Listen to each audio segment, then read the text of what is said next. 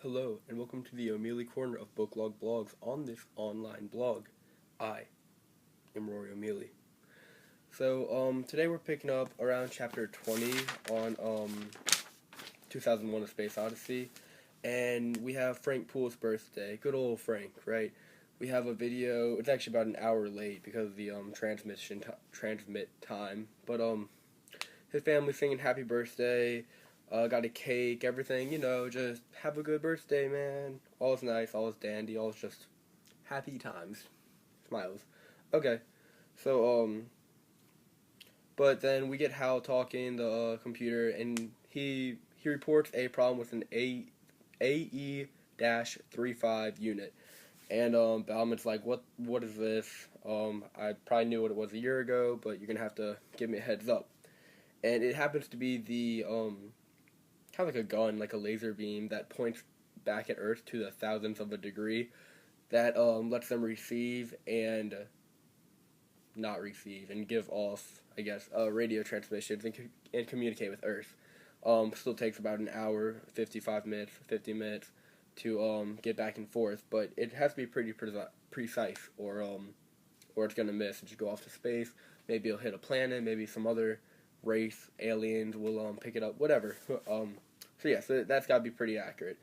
So they're having a problem with this unit, and they call mission control. Hey, this is our plan. We're gonna go fix it. It's on the outside of the ship, so they have to go do that. Kind of dangerous, but whatever. Just a routine thing. Be careful, and you'll be fine, right? No trouble.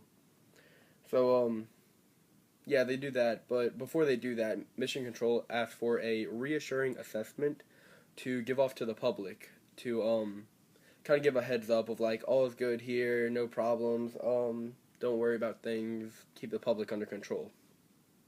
And they do a really good job with that. I mean, it's kind of their job. They've done it a few times, giving interviews to press over the transmitter thing. So yeah, they do a good job with that. They give off those messages, and now it's Poole's turn to go fix the AE-35 unit, because that's his specialty. It's what Frank Poole does. So Poole, he gets in the pod, and they have three pods: Clara, Betty, and Anna. Now these pods, their behavior can be a little like you don't really know what they're gonna do sometimes. So that may be why they named them after women.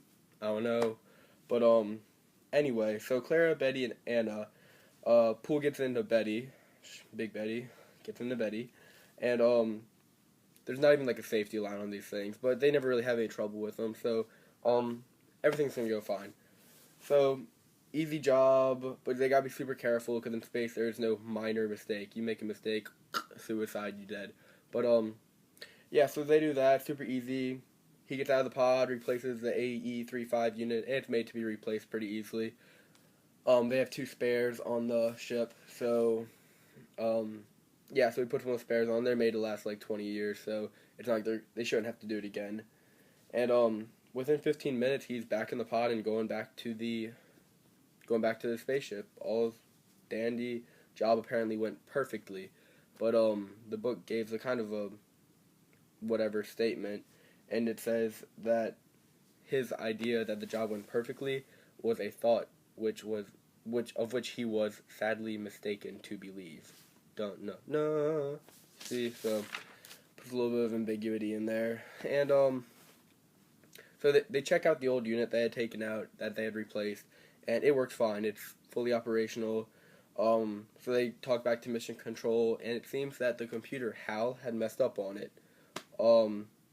Now Hal reinforms them that he's a computer. He cannot physically. It is impossible for him to mess up. He makes no mistakes.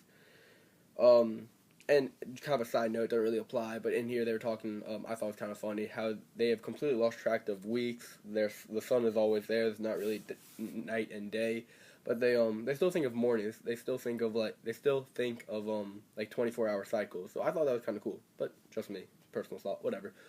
So yeah, they talk about the problem, Poole and Bauman, and they know that Hal can hear every word of them. So they actually called him a colleague, and they didn't want to embarrass him. So they like have feelings. They think of him as a true partner in this thing, a true fellow spaceman astronaut.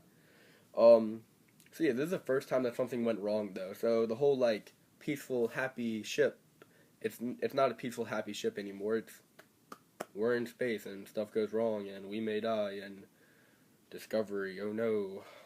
Yeah. So whatever. Kind of blow that off, and then later we get Hal saying that the next AE-35 it has impending failure within 24 hours. So looks like Hal is messing up here. So David Bauman, he goes and asks what the cause was. He asked Hal what the cause was for the problem, and Hal pauses, which he doesn't really do often. And he said that he can't localize the issue. He had stated that earlier with the first one that he couldn't localize the issue.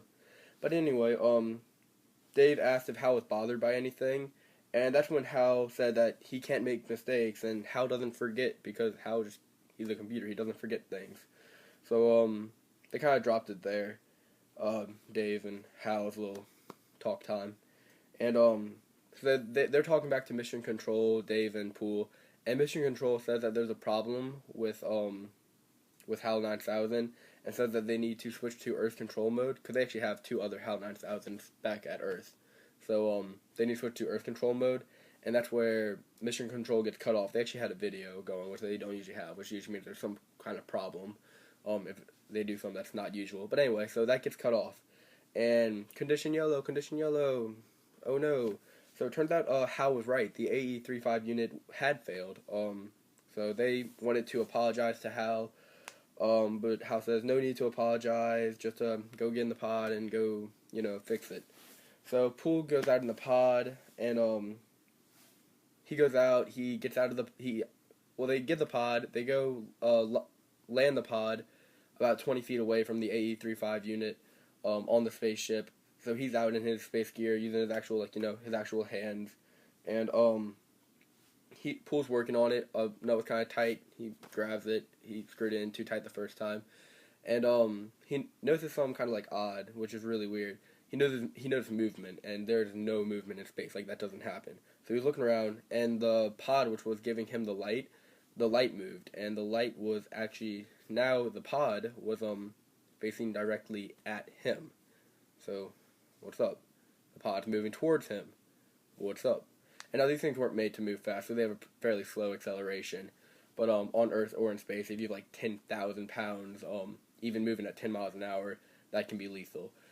So the pod was at full thrust, about 10 miles an hour, and it hits Frank, and that's a lethal thing right there. That is a lot of weight coming like boom. So yeah, Bauman's telling Hal full braking thrust, stop this stuff. So he's like, Poole, can you hear me? Maybe your line's cut off. At least wave to me because I see you in the window. And Poole's waves, but it's more of a corpse movement. I'm dead. My body's waving at you. That's kind of creepy, kind of thing. And so we have a Hal that's not responding. We have a pod that just kind of hit Frank in the chest or whatever, and is now dragging him along. And it was actually going in the exact direction of Saturn. So dead. Frank is dead. He's getting dragged by a pod that just hit him off to Saturn. Hal won't respond. The other three guys are still asleep. Hunter, Kaminsky, and Whitehead. Yeah, they're still in hibernation or whatever. And Bauman's kind of by himself. He doesn't have any communication with Earth, so I'd be kind of freaked out. But that's just me. Some people are cool with that kind of situation, but whatever.